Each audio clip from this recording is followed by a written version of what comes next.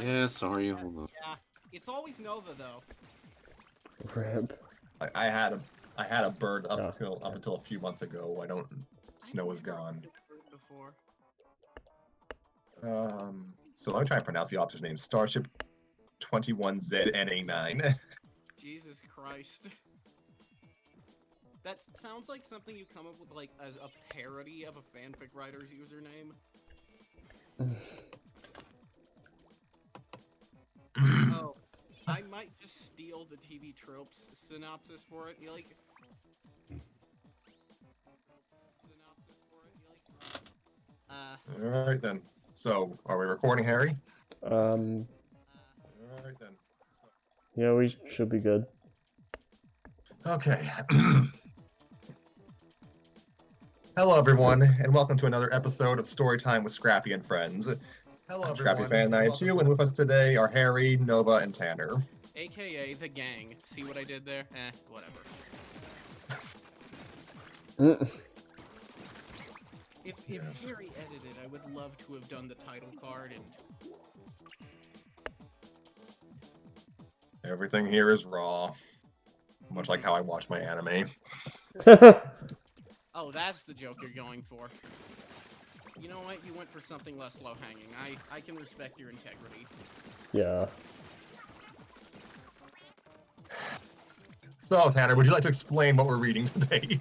Today we are reading a fic based off of It's Always Sunny in Philadelphia, which is, I believe, in its 18th season on a show on FXX. It is a sitcom about a group of friends. Half of them are related to each other because Frank Reynolds is the father of Dee Reynolds and Dennis Reynolds, and there is a one-off joke that implies that he's also Charlie's father. But it's about a group of friends who both frequent and run a bar in Philadelphia called Patty's Pub, and usually come up with get-rich-quick schemes, or just schemes for their own personal gain that inevitably go wrong because they're all a bunch of sociopathic morons. And the best way to describe it, to steal from TV tropes, is that if Seinfeld and most sitcoms are about lovable jerks, this show is about genuinely terrible people. Brilliant. Thank you, Tanner. Yes, for today's episode, we are reading a story from that based off of Always Sunny. It is called Without a Foundation by Starship 21ZNA9. And Tanner's description of the show provides you what am I trying to say? Tanner's description is, from what I know, accurate of, oh my gosh. The show is shows the comedy. This story is a dramedy, I'd say. It's weird, and from what I've read, it is weird because the gang do care about each other to some extent, but will inevitably backstab each other in nearly every episode. Nice. But it's weird. It's almost never portrayed as a positive thing. Like, it's essentially just codependence. Lovely. Well, Go ahead. Sorry, go on. It is, I would say, probably one of the darkest comedies. Definitely one of the darkest sitcoms allowed to air on TV. I'd put it up there with Malcolm in the Middle and debatably Fawlty Towers, but Fawlty Towers is more just sadistic than dark.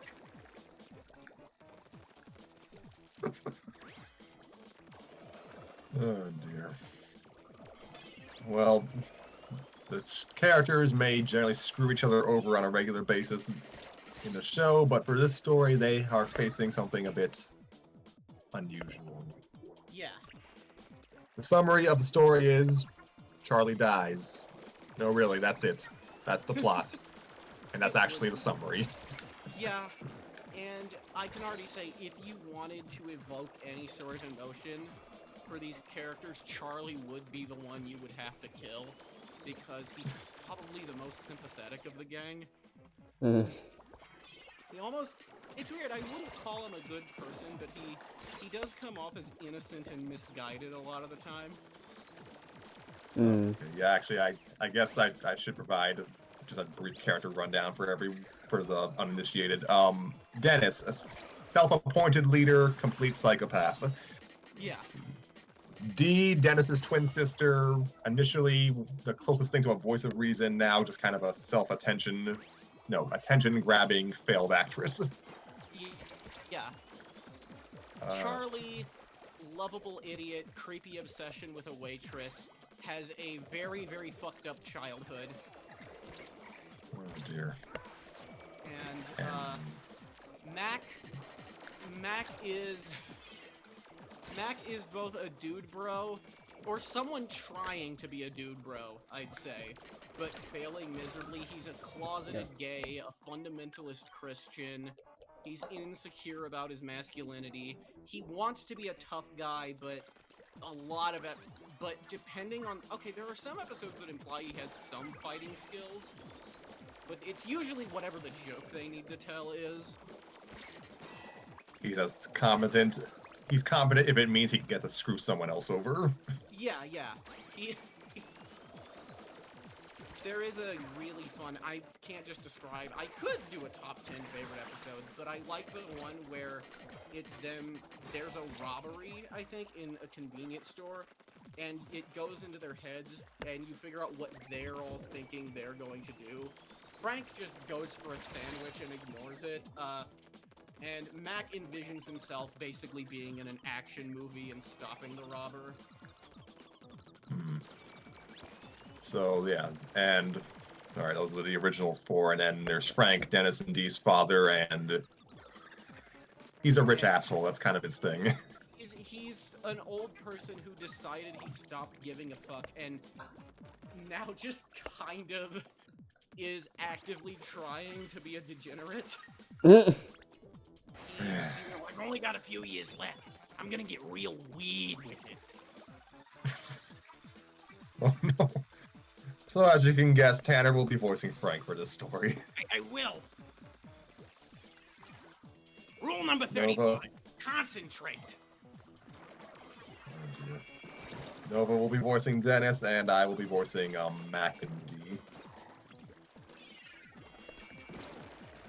This is Without a Foundation by Starship 21ZNA9. Charlie had been dead nearly 2 days, and Dennis was on his 5th attempt at writing a eulogy. The words weren't coming out. Not like they should be. Any stray word that entered his mind felt wrong, was disconnected from anything that Charlie was. He couldn't write what he felt because he didn't really feel it. Charlie was dead. It was a fact that was floating on the outer edges of himself, and refused to settle beneath his skin.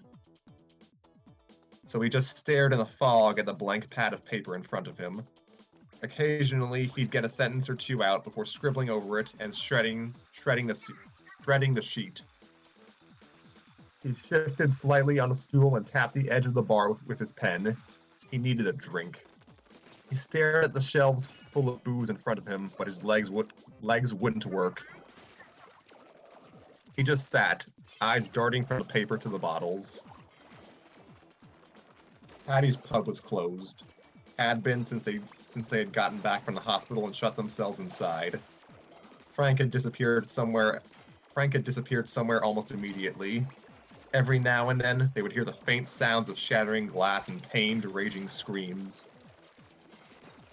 Dennis guessed he was up in Charlie's bad room. Mac was slumped over in a booth. The table was covered in empty beer bottles. Dee sat across from him. They weren't speaking to each other, just passing drinks back and forth.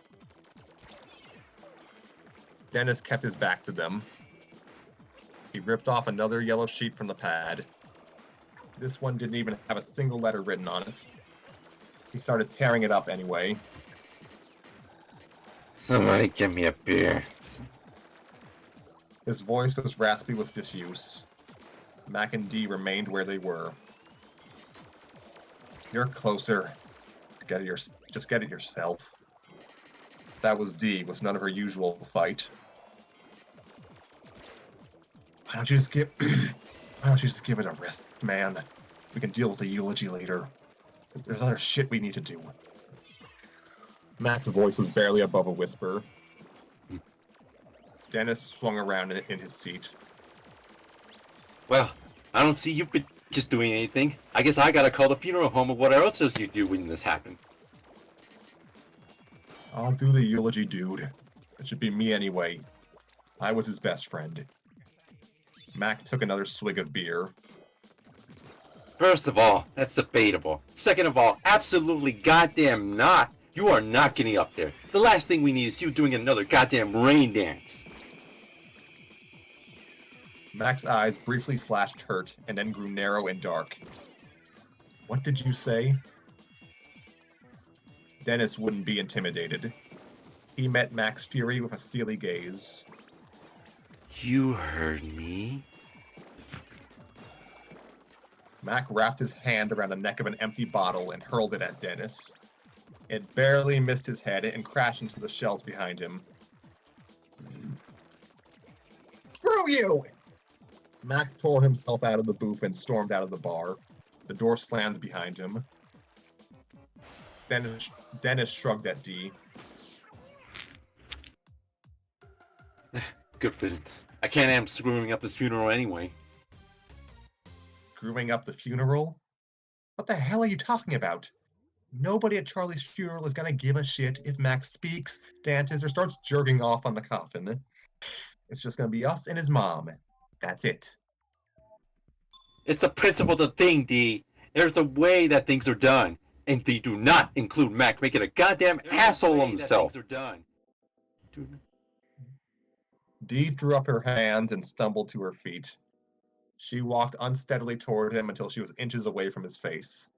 Dennis could smell the beer on her breath as she whispered in his ear, "You're the asshole."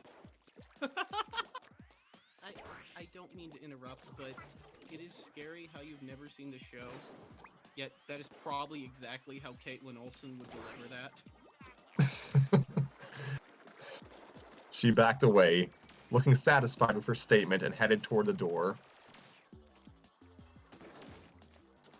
What? Are you gonna follow him? Shit, no! I'm going home. I don't want to see any of you bitches right now, okay? With that, she was gone. Dennis pretended not to hear her stumble and trip outside. It's fine. He muttered. They're just distracting me and dragging this whole process down anyway. Goddamn them. We can't all just sit around and drink as much as we want to right now, okay? Okay. Some of us have to deal with all this shit and write stupid fucking speeches about our asshole friends who get themselves killed. God damn it, Charlie. Dennis climbed over the bar and grabbed for the biggest bottle he could find. Yeah, fuck you, buddy. I am drinking now. He chugged as fast as he could and pushed images of Charlie out of his mind. The first time he ever saw him. Small and filthy and feral behind Mac, as Dennis had bought drugs off him. Charlie's whoop of excitement when they bought patties. The look on his face when he realized Frank might be his father. Getting trashed together with Chase Utley and Ryan Howard. A million little moments. And the last one. Charlie laid out on a slab under a crisp white sheet. Face gray and lips blue. Silver spray paint stuck to his mouth. Drying vomit still running down his chin. Dennis was the only one to see him. The others had chickened out at the last minute. Even Frank, that bastard. He looks like a damn mess. Now the whole hospital knew that he was associated with a dead guy with puke all over his face. Dennis had used a corner of the sheet to wipe the vomit away. That was better. That was more presentable, he thought. Jesus Christ, Charlie, what the hell did you do? He said it to Charlie, not expecting an answer. The coroner told him anyway. All the drugs and alcohol in his system were finally too much for him. It looked like he passed out on his back and ended up choking on his own vomit. It struck Dennis as both fitting for Charlie and not nearly good enough for him. He felt blessedly numb as he gazed down at his friend. The feeling was sticking with him for now. It was getting him through, small outburst aside. That was just because Mac, Dee, and Frank weren't cooperating. They weren't doing what had to be done. They were falling apart. It was embarrassing, really. The bottle was empty. Remnants dribbled down his face, and Dennis coughed and let the warmth of it flow through him. The anger had subsided for the moment. What he needed was a change of scenery. He couldn't focus here. He collected his pad and pen and left without turning off the lights.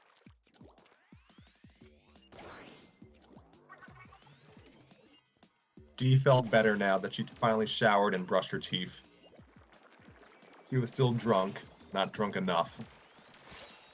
There was a flask full of whiskey under her pillow, and that should be enough to knock her out for the next several hours. Sleeping away the time, that was all she wanted right now. She squeezed more water out of her hair, ignoring it as it splashed to the bathroom floor. Trudging to her room, she froze when she saw Frank sitting on the edge of her bed. He was staring at his hands that rested in his lap. He looked disgusting. Dirty, disheveled, and bleeding from more than one place. She didn't want to think about what was jumping from his body to her mattress. Jeez, Frank, what are you doing here? Hey, Dandra. You guys left when I got back downstairs. He still hadn't looked up or even moved. Yeah, Dennis and Max started fighting and I'm just over it. You know you've got a cut. A few, actually. But a big one on your arm. Sure enough, his left arm was slowly leaking blood. Frank glanced at it like he already knew. He just hadn't attempted to... Oh, sorry, I read it. He just hadn't attempted to stem the flow or cover it. Oh yeah, must have fell or something. He mumbled. No, you were up in Charlie's bad room, drinking and breaking bottles. And if you're done doing that, why don't you go home? I'm really not in the mood for any of you guys right now. Dee walked by him and crawled into bed, pulling the covers up to her neck. Frank stubbornly remained seated. I know I was never any good as a father. Dee rolled her eyes. Nope, nope, nope, not having this conversation. No way. Frank kept going as if she hadn't said a word. Not to you or your brother, and not to Charlie. I should have gotten the blood test. Jeez, Dee hoped he wasn't crying. He sounded like he might have been, but Dee wasn't about to look. Would it have made any difference? To him it would have. Frank sounded so mournful that Dee almost felt sorry for him. I can't make things right with him now, but I can make it right with you. I can make it right with Dennis. I can try harder. Dee shot up. Try harder? You never tried at all, you son of a bitch! It doesn't matter if you were Charlie's dad or not. You still treated them better than you ever treated me and Dennis. It is way too late for you to start trying now. I'm a grown woman, and I stopped wanting you to be a good dad years ago. I haven't needed you since I was a kid. It goes for Dennis, too. We don't need a dad anymore. You were never really ours anyway. He was crying. Silent tears slid down his dirty face. Dee refused to take the words back. Not after every Christmas he gleefully ruined. Not after every request she ever made of him that was thrown in her face. Not when he left her crying or scared or hurt without thinking twice about it. Not after he disappeared for years and only popped back up to instantly bond with Charlie. Charlie. Damn it. She didn't want to cry in front of Frank. She'd promised herself she would never again after her freshman year when she'd been laughed out of the homecoming dance and spent the duration of the night shivering by the dumpster. And by the time she sobbed out the story to Frank after he picked her up, he and Dennis had only laughed at her. She laid back down and pulled the blankets over her head. Why couldn't he just leave? Go cry to Dennis. See if he has better luck there. At last, he broke the silence. The desperation in his voice left her torn between anger and pity. Can't go back to that apartment without him. Had he even heard a word she'd said? Or was he too wrapped up in his own pain to hear hers? I'm sorry, Deandra. You never think... I never thought I'd have to do this. I was a kid, you know. You guys, all three of you. No, all four of you. Always supposed to be here after I died. Always. Damn him. She reached over to grab the other, frequently unused, pillow and tossed it at him. You can't sleep in my bed again. Ever. But you can stay somewhere here. The couch or the floor or wherever. You may not have ever been our dad, but you're still, you know, us. She felt the pressure on the bed ease up. Frank was standing, but she didn't hear any footsteps. She cautiously lifted the covers to peer around the room. She didn't see Frank. She crawled over to the edge. The old man was asleep below the foot of her bed. He was covered with her duvet and curled up around the pillow. Dee sighed and slid back to her own spot on the bed. He was covered with her duvet and curled up around the pillow. Dee sighed and slid back to her own spot on the bed. She grabbed for her flask just as Frank's snores filled the room.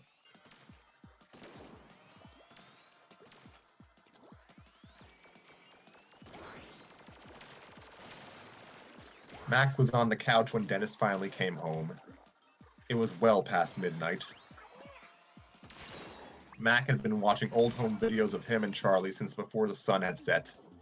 When he left the bar earlier, he'd been furious. At Dennis. At Charlie. At God. He wanted to rage. He wanted to see Charlie. He walked around in the sewer for a while. He thought it would make him feel close to his friend. He spent most of his time wondering what the hell Charlie ever did down there. By the time he got home, half of him hoped that Dennis was already there. He was pissed at him, but he didn't really want to be alone.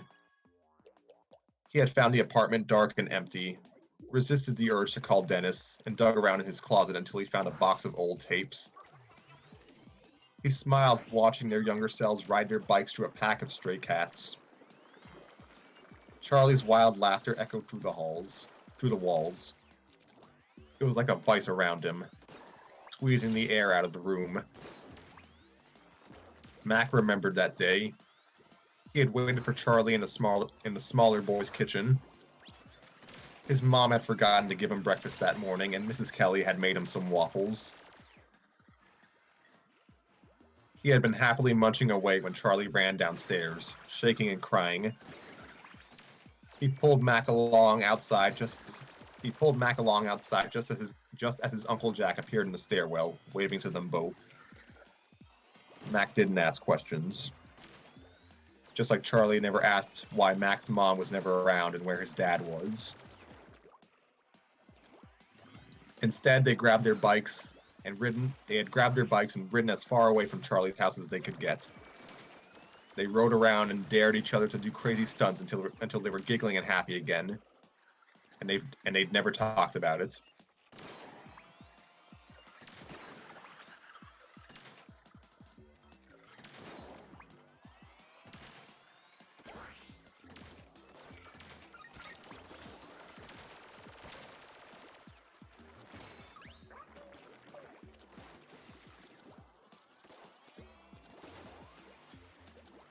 Reynolds, he had Charlie, his only lifelong constant, and he hadn't been there to stop him. To take that last can of spray paint away from him, to wake him up or turn him over when he started to choke. He hadn't even been able to identify him. His legs turned to jelly at the last second, and he sent Dennis in instead. But it should have been him. Charlie was his responsibility. He should have at least gone in and looked at him. He looked back up at the screen as his younger self ordered Charlie to He looked back up at the screen as his younger self ordered Charlie to try and knock him over. The both of them ended up rolling around in a junkyard.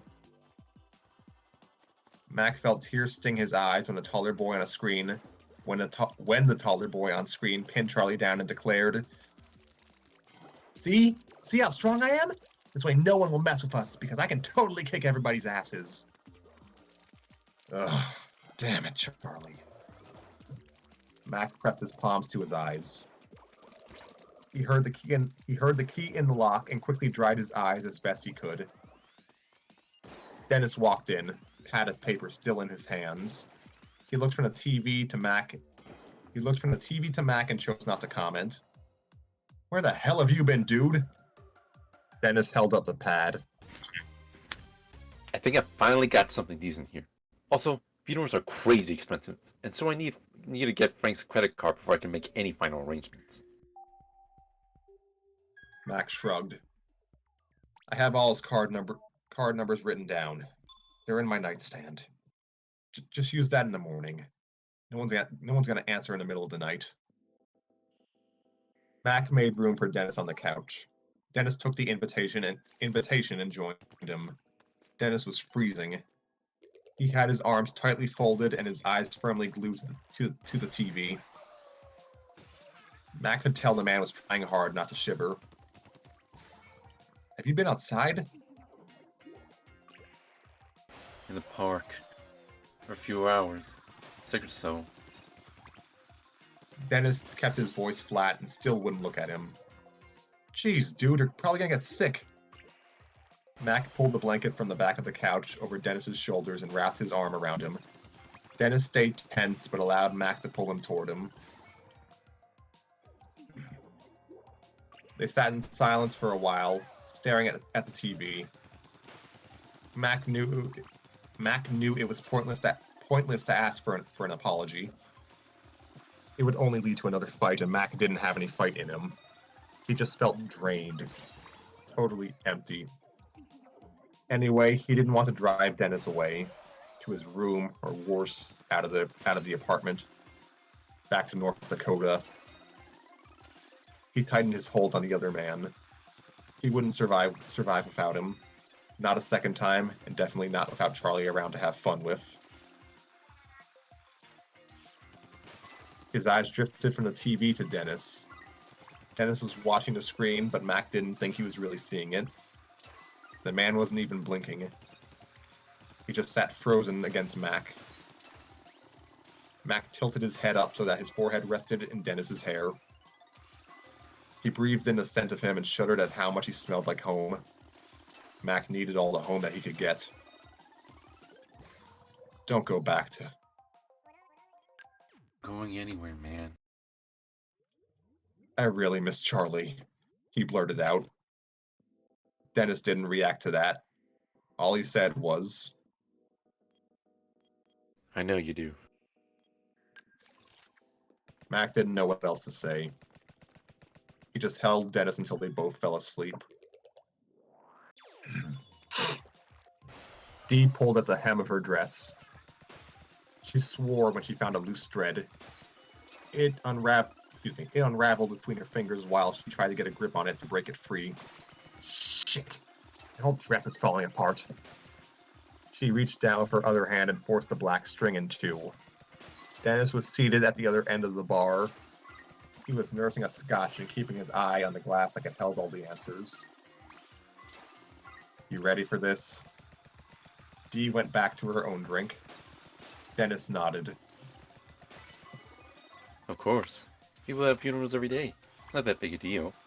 Most important thing is that you guys keep it together, okay? Don't make a scene.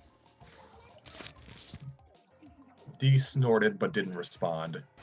Fighting Dennis was the last thing she wanted today. She didn't want today at all.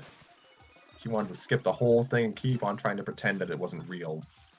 That Charlie was back at his own place or down in the basement, hunting rats. She wished he'd thought to bring a jacket.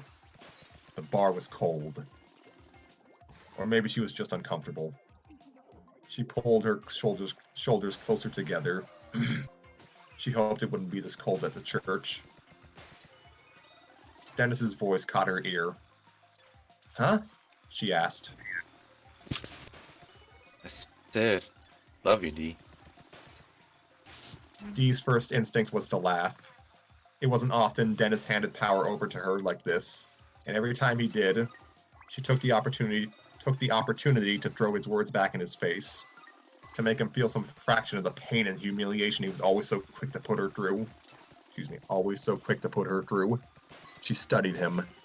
He wasn't looking at her, still engrossed in his glass. She could tell by the way his knuckles were turning white that he had quite the grip on it.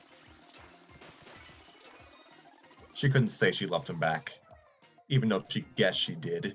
She loved him, and she hated him. But if she told him that, then someday that would come back to bite her in the ass. She wasn't prepared to freely give him that much. He was in a weak moment right now, but he'd get out of it eventually, and he would always remember if she said it. Dennis didn't forget, and he didn't let go. But she found that she didn't want to kick him now either. He was hunched so far down, if he took another hit right now, he might shrink until he disappeared.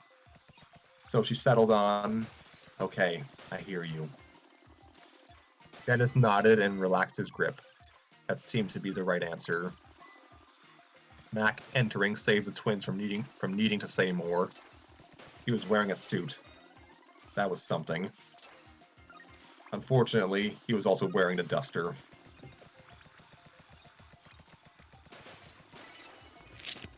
What the hell is this? Asked Dennis. The duster, dude! Charlie loved this thing. He would have wanted me to wear it to his funeral. Finally, Dennis turned to look Mac up and down. You aren't going to be doing anything except sitting there quietly. I'm going to be doing all the talking. If anything, I'm wearing the duster. Take it off. What? No way! If you wanted it, you should have grabbed it before you left this morning. It's mine today.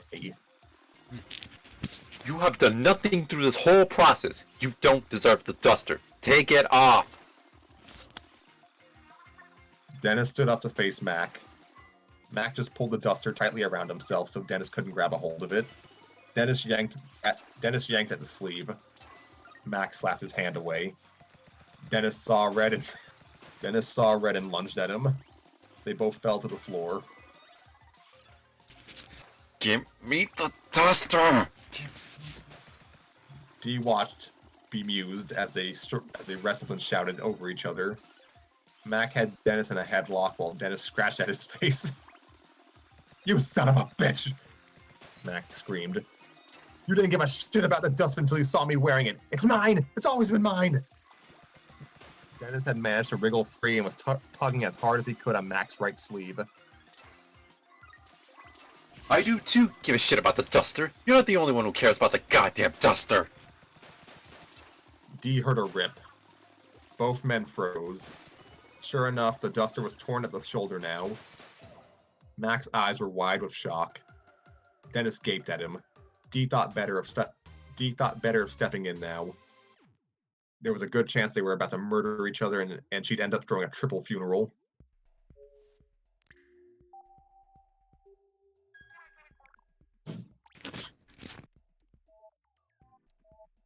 Well, great. Now you ruined it. I ruined it. You're the one that started fighting me over it. Mac pulled himself up and began inspecting how bad it was. You held on too tight like you do everything and wrecked it. Dennis stood up too. Mac's breath was coming out in desperate gasps. Geez, now he was gonna cry. She'd gotten enough of that from Frank over the last few days. Max slipped off the duster and gingerly cradled it in his arms. His fingers ran over the rip. His tears began falling onto the torn coat. It's not my fault. It's not. It's yours. And you don't even care. You don't even feel it. Damn it, Dennis. Why don't you just feel it? I don't know. Oh, whoa, whoa, whoa, what the hell is going on here? Frank suddenly appeared from the office. What the hell did you two do to the duster? The duster? My voice went up an octave, I'm sorry.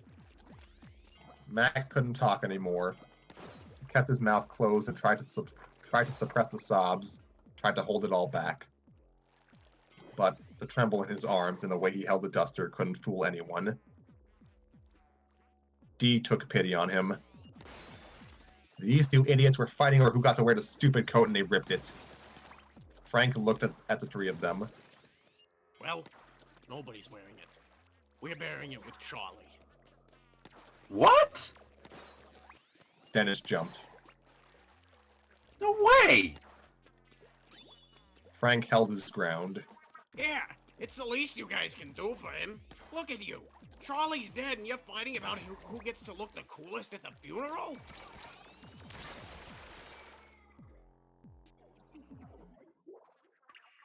Charlie's dead. He doesn't care if he's buried. That's Dennis. That's Dennis. Delay, okay.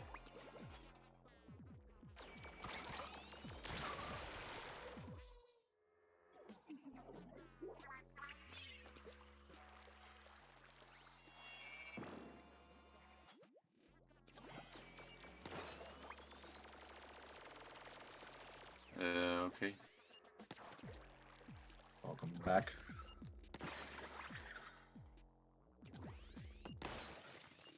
Alright, do it again. Charlie's dead! He doesn't care if he's buried with the duster or not. Dennis was kind of twitching now. The vein in his forehead was popping out. Care. Oh, so now you want to be his dad, is that it? That's not gonna do a goddamn thing for him now, you piece of shit! I'll do it for him. Mac piped up. His voice was wavering badly.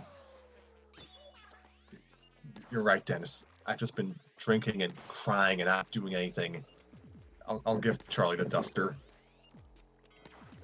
He walked up to Frank and held it out. Frank accepted it without a word. Mac let his hand linger over the torn garment before turning toward the door. He held it open and looked at the other three expectantly.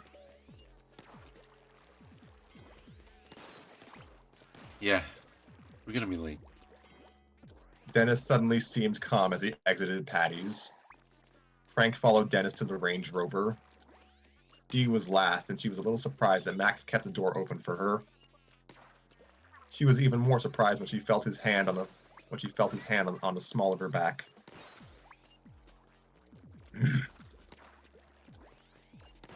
The four of them sat in the front. Mrs. Kelly was in the second row of her brother and Mrs. Mac. Frank was on the end next to Dee. He gripped her knee, looking for support anywhere he could get it. Dee accepted the touch with no comment. She had her head on Dennis's shoulder. He, too, didn't fight the contact. Mac was on the other side of Dennis, but they weren't touching. They were both stiff and making sure they wouldn't accidentally brush against one another. Mac had his arms folded and his eyes on a closed casket. It was a simple thing. Or it would be if Mrs. Kelly had insisted on draping it with flowers. Mac was certain Charlie wouldn't want that. He was certain Charlie wouldn't want any of this. Charlie probably wanted to be tossed in the dumpster behind Patty's, or walled inside the basement. Mac could almost remember Charlie talking about it once, but he'd been too drunk to remember. Dennis checked his Dennis checked his watch and then stood up. He brushed away invisible wrinkles on his suit before approaching the pulpit. He looked at Frank and then at Dee. He avoided Mac's gaze. He pulled out a sheet of paper from his jacket. His hands were perfectly steady as he began to read. So, thank you all for coming. It's a great day for a funeral, am I right? Okay. I've known Charlie since we were classmates in high school together. We later transitioned to business partners when we bought Patty's Pub with our friend Mac. Uh, he's here today. Anyway, I like to think that I taught Charlie a lot. Actually, during our friendship, he often displayed the potential to make me very proud. I believe he would have gotten there at some point if he hadn't died.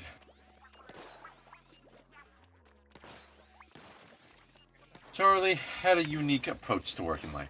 He was not afraid to get his hands dirty, or any other part of him. He was actually kind of gross. He was very gross, okay? He was disgusting, and illiterate, and insane, and fascinating, manipulative. He definitely picked that up from me. He was funny, and he was gone. He's gone. Oh, shit. I think I'm starting to feel it. He's really dead. I saw him. He looked horrible. Jesus, there's rats in the bar. Who's gonna... God damn it! Then Mac was there, at his side. He laid a hand on Dennis's arm and pulled him to him. Dennis fell into the embrace and gripped him back as tight as he could.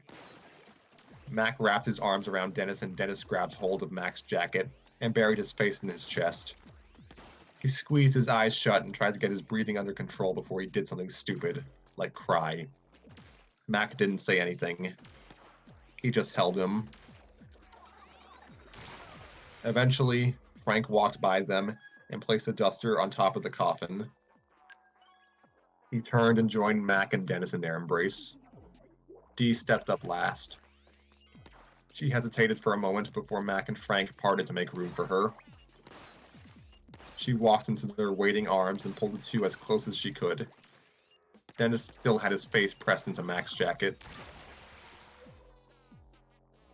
I want to go back to the bar now. Dennis's voice was thick and rough. Mac shook his head. We gotta finish this first. It's almost over. I got you. I got you guys. They made it through the day. None of them could remember much of how they made it, but they did. All they could say was that Mac had somehow corralled them from the funeral home to the cemetery. He'd kept his arms around the twins as Charlie's coffin was lowered into the ground. At one point, Frank had to stop Bonnie from jumping in after it. Mac forced himself to watch it all. The coffin descend, fresh dirt falling on top of it. He watched until Charlie was gone. At last, the priest stopped talking. They were released and retreated back to the bar. Mac got everyone a beer, but nobody drank. They just sat in miserable silence, staring at their untouched bottles.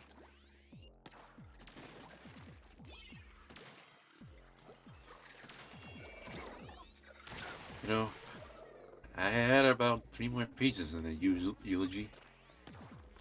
I think what you said was perfect. Mac clapped him on the shoulder. Of course it was, but if you'd just given me a moment, would have gotten it out. Dennis, relax. It's over. It's done. Dee took his hand in her own. I just want to say that me and Charlie, sometimes, we made a pretty good team. Yeah, sometimes. Dennis conceded, squeezing her hand back. Even so, Dee continued, I'm pissed at him for all this.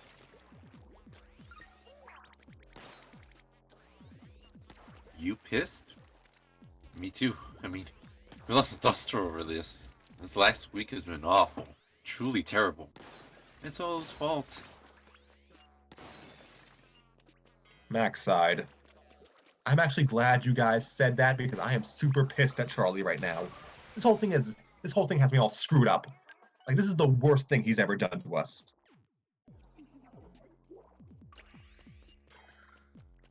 Definitely. I had plans this week. That's ruined. We went through all this trouble to bury the kid, and what do we get for it? Not a damn thing! Dee was shouting now. I can't believe how selfish he was. Did he even stop to think about the rest of us? He never did. Mac's eyes were flooding again. That son of a bitch. It's like there's this empty space now. Like right beside me all the time. Like right beside me all the time, and he should be there. And I hate him for it. The twins began talking over each other to agree with Mac. Frank watched them all spur each other's anger on. He watched Mac's face go red as he rubbed his eyes dry. He watched the veins in Dennis's neck bulge. These squawking reached ultrasonic levels. He felt no rage. All he felt was lost and guilty. He thought about slipping out, but he still couldn't bring himself to go back to his place. He was my buddy. They all turned toward Frank. He was looking down again. Like he was afraid to... Sorry, I always jumped the gun. He was looking down again, like he was afraid the admission would cost him something. And maybe my son. But he was my buddy. And that's what matters. The others stilled.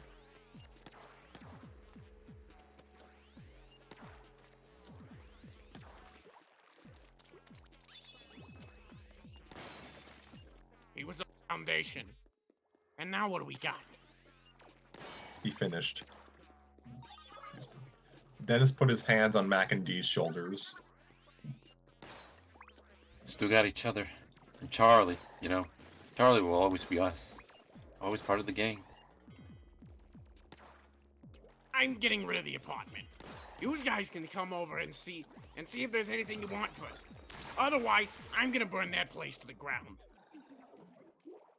Okay, you're already staying with me anyway. You might as well keep staying. He shrugged. Yeah, I think I will. Dennis looked at Mac. Mac stared back at him with pleading eyes. This sucked. It all sucked. He didn't want to have Mac moping around forever. He wanted to see some fight back in his sister. He couldn't have Frank fading away from them and taking his money with him. He wanted Charlie to walk through the door. He wanted things to be normal again. They never would be, but he could try to get them close.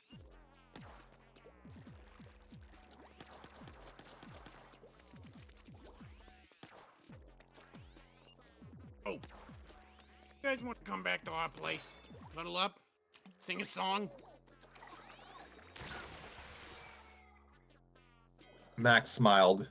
It was small, but it was genuine. The first genuine one he'd seen since Dennis had confirmed for them that Charlie was gone.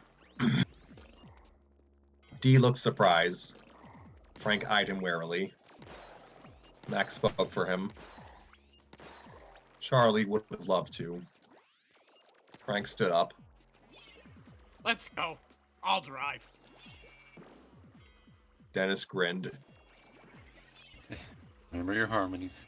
Old Town Philly's back again. That is the end.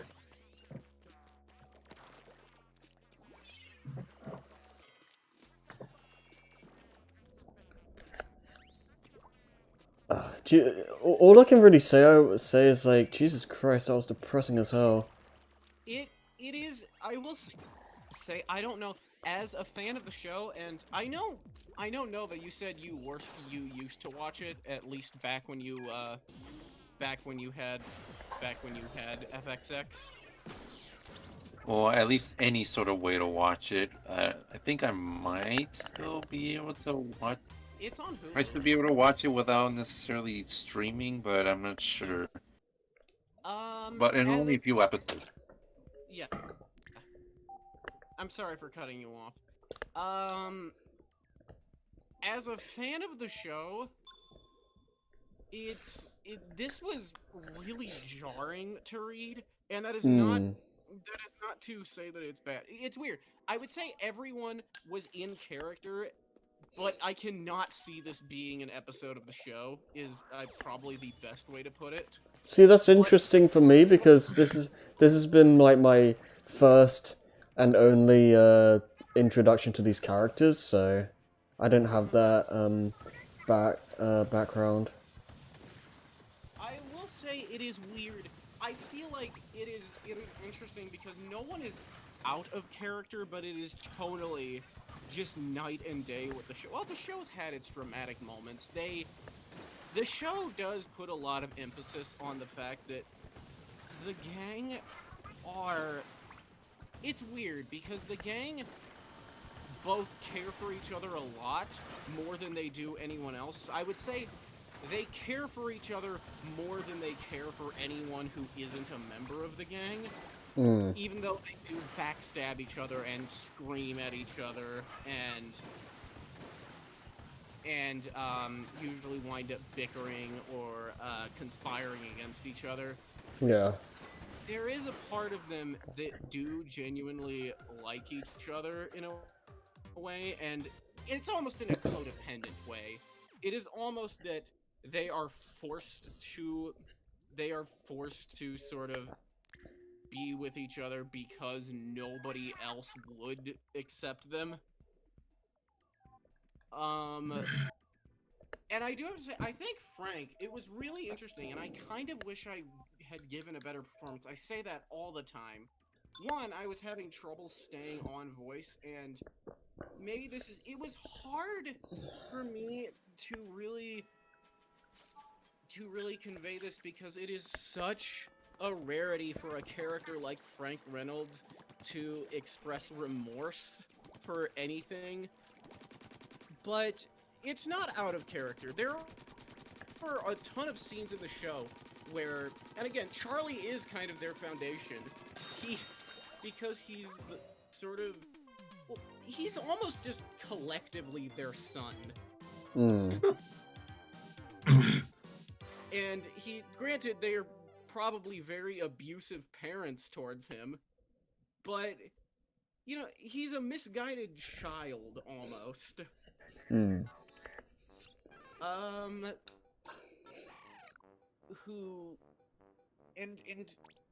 Frank was interesting here because it is the very few times it's one of the few times we see Frank being an actual father, or at least beating himself up that he wasn't one. And if you don't know, in the show, Frank and Charlie are roommates. Okay. And they do have a lot of subplots together. And those subplots they're almost cute. It's almost in a fucked up, Always Sunny sort of way. It is almost cute to see how well Frank and Charlie get along. And I think it's just because they complement each other. Because Charlie is too dumb to care about anything, and Frank is too frank to care about anything. Nice. That's pretty good. And it is interesting seeing Frank put into a scenario where he's forced to care about something for once.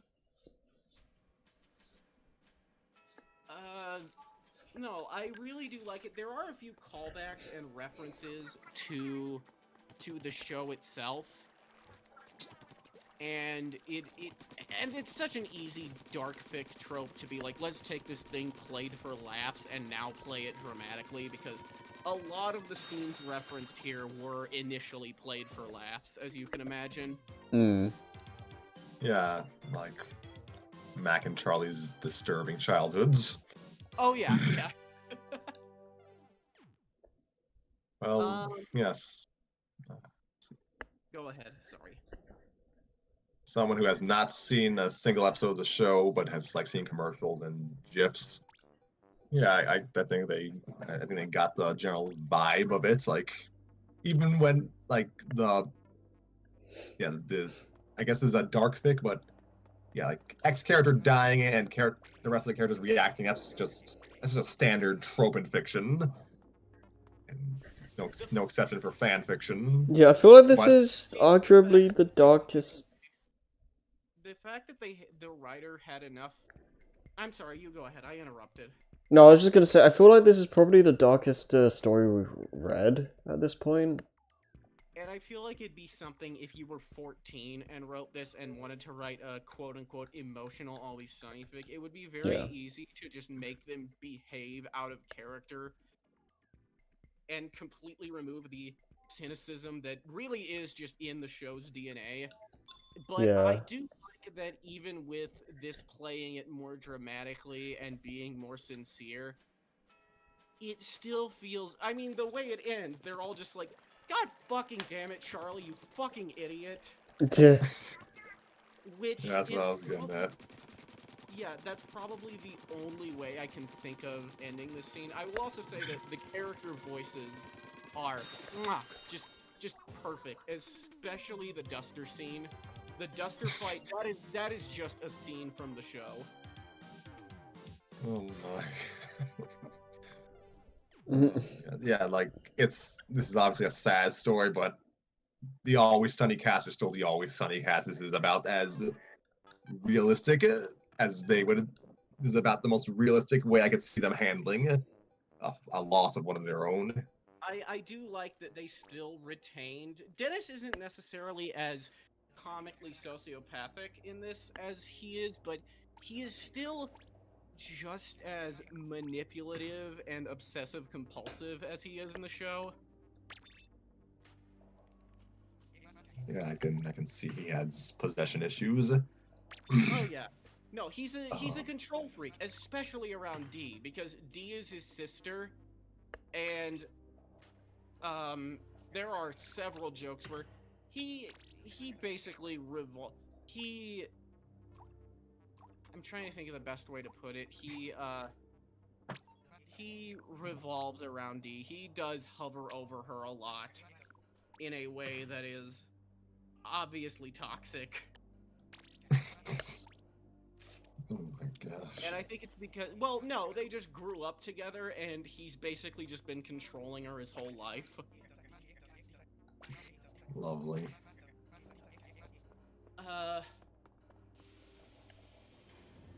No, I liked it. I liked it a lot, and I also do like how Mac is handled in this. Essentially, while still being Mac, because Mac is the closest one to a person, the closest thing I can think of to a genuinely sane person in the show, but that is entirely relative. But because everyone else is clearly mentally ill, and Mac is too. There's the entire arc of him being fat, and him taking that really personally. And his repressed homosexuality, his fundamentalism. But he's also the one who's most likely to... This is especially noticeable in, I think, Nova. You know the implication scene. I think that speaks volumes. That Mac is like, wait, what are you saying here?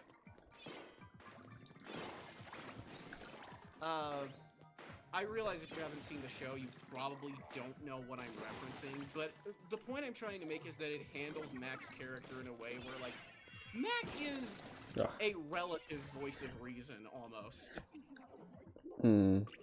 Even though he is too stupid to actually be one, in much the same way that Charlie is.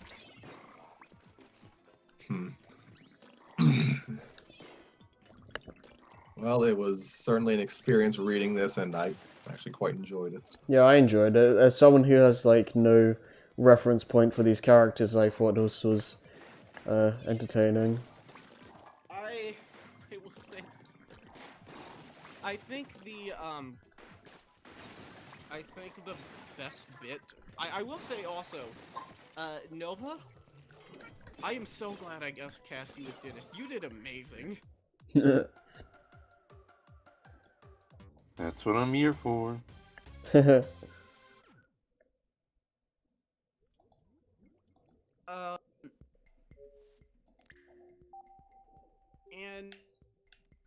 no, I can say that even though I could never see this being an episode of the show, I can see this playing out in this way.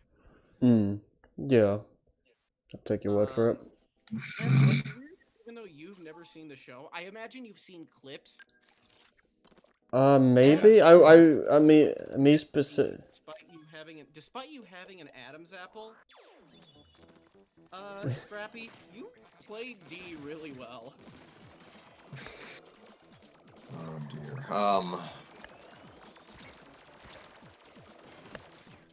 Like I enjoyed I enjoyed the whispering. I'm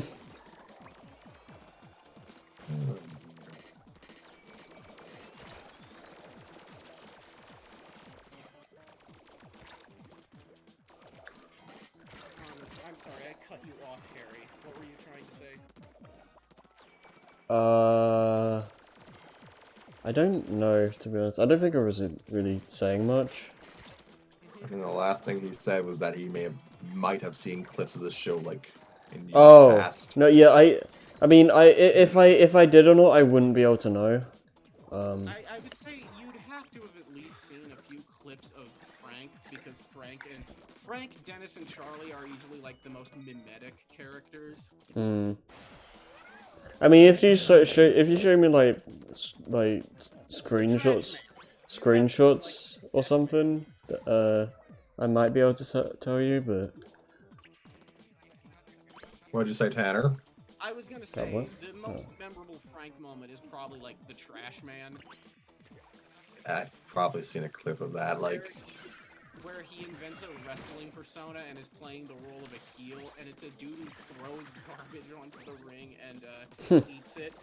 Nice. And everyone's just like, Dennis is like, oh yeah, no, the troops are, because they're putting on a wrestling show for the troops. I forget which military they were doing it for, but Dennis essentially goes like, oh no, that's great, Frank. That's what the troops are gonna want to see, a 60-year-old man eating trash. Oh dear. Like, I was trying to think of what I actually have. I think I GIF of like the Flipadelphia stuff. Yeah. No context, but I've seen a GIF. Yeah. So, yeah, as someone who's never actually seen an episode, this is an interesting take on the inner psyches of these utter lunatics. Yeah. I mean, I wouldn't mind being a more traditional, Always Sunny story, but I'd probably have to get myself familiarized with the characters to hone my performance. I did find one called The Gang Stormed the Capitol, but I chose not to do that one. And Yeah. That one was written as a script, as if it were an episode of the show. I mean, if there's one thing I can say about this that I appreciate is that I enjoyed being one that had like no knowledge of the series in question, or the source material. Yeah, so it was interesting being on like that side for a change. Because I yeah. feel like we could have done a better Frank, but I guess it's because this is the least Frank I have ever seen him act. Because to be frank, you were a good Frank. Oh my god. Yeah, he's usually, you know, he usually is just kind of excited. He rolls along with whatever the gang is doing. And, you know, if they want to do a scheme, he's got the money to fund it. He doesn't give a shit.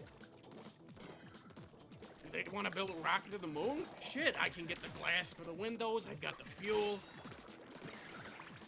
And also, why do you have rocket fuel? Rockets explode. Is nebulously good, I guess. I don't know. It's fine. It also works as a Gilbert Gottfried impression, so I'm going to keep that in mind. No, and that was upsetting me, is that it flipped into Gottfried. It's not a good impression. But the combination is what makes it funny. Yeah. I don't know. I feel like I've done better. But I say that every episode. Yeah. Does anyone else want to go? I feel like I have mostly been leading, and I would like to hear the thoughts of. I mean, you've touched on it, but do you want to add anything like more holistic? I guess. Either Nova, well, any of you. Well, it was a well-written story. I just enjoyed the diction and grammar of it. Like, it's and I don't mean this as like boilerplate praise. I'm legitimately happy when a story is just well constructed in terms of syntax. Yeah, I agree with that. I mean, I can't judge that because I didn't see the text, but I've turned in a myriad of papers where I will look over it. It's weird because I'll run it through Grammarly like 6 times, but then somehow, what usually happens is I'll run it through Grammarly, then I'll get up and go do something, and this is just emblematic of my attention deficit problems. I'll get up and go do something, assume I already retyped it through Grammarly because I haven't actually paid for Grammarly Premium to run through the entire article, so I'm copy pasting every sentence through it. And I'll assume I already did the Grammarly version and put it in, and then I look, oh, I didn't, and I've already sent in the paper. oof, that sucks. But no, it is very well structured and well written. And again, even as you mentioned, even the narrator is a bit snarky in this. Yeah. It did seem to be well written from what I could tell. And as a fan of the show, I have very weird opinions on fan service because I always appreciate it when it's done well. But Yeah. no, I think the obvious thing is when it is there, fan service does not a good story make. But the Yeah. callback here did serve a purpose. And there were moments where it made me smile. Yeah, who's Bonnie? Bonnie was, now keep in mind, it's been a bit. And if I don't, I swear to God, if she's a major character and I just forget, that's gonna be I'm gonna feel really stupid. I guess the most is that, hold on. I will look that up later. I'm gonna feel really stupid if it's a character I should know. But then again, that show has so many one-off characters. Rickety Cricket. Well, Rickety Cricket's not one-off. He's recurring. I'm sorry. I'll have to look that up later. Oh, Bonnie. I'm checking the wiki. Bonnie is just Charlie's mom. That's what I thought. I just didn't want to answer that in case I was wrong. Yeah, So I like I that. did know who she was. I was just afraid that I got it wrong. Story of my life. No, I can be like that sometimes too.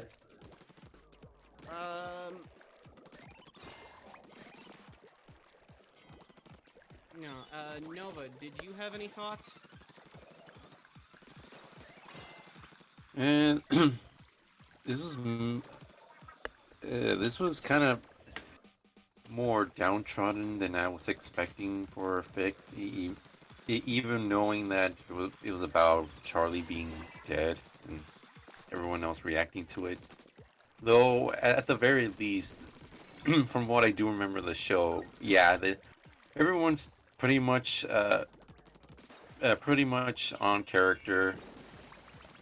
There's definitely were some pretty good moments. You didn't hear it, but I did at least chuckle a little bit, and I did smile a few times.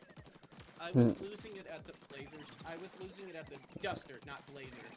Duster scene and the ending, because it was like, no, I can see, I can envision this as a scene in the show.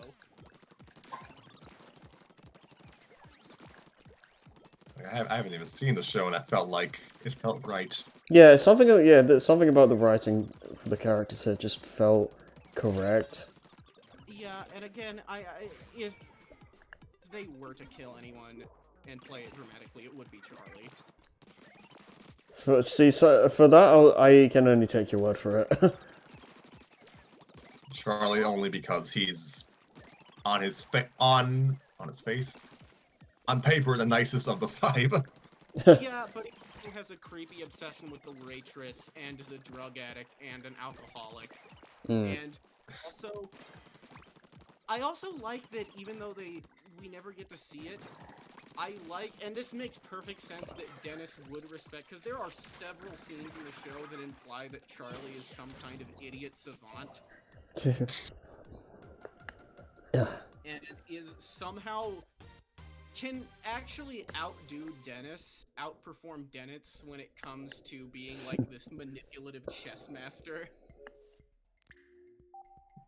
And I really love when they play that up. Or the best scene is when they have a scene where they're trying to come up with a jingle for the bar, and everybody's like, oh god, Charlie's just gonna do a song about like rape and spiders or something. Spiders. And he winds up doing this like really good Randy Newman-esque show tune. And they're all like surprised, and then they lock him in the basement and steal the tune for themselves. Yeah, that sounds about right. And then when everything starts going to shit, they bring him back, hoping that, you know, that'll be their failsafe is Charlie's song. But he just comes out and starts screeching about rape and spiders and ghouls. Yeah. Why spiders? Charlie's weird. The rape is obvious. Yeah, that's obviously bad. So spiders is just making me like, wait, what?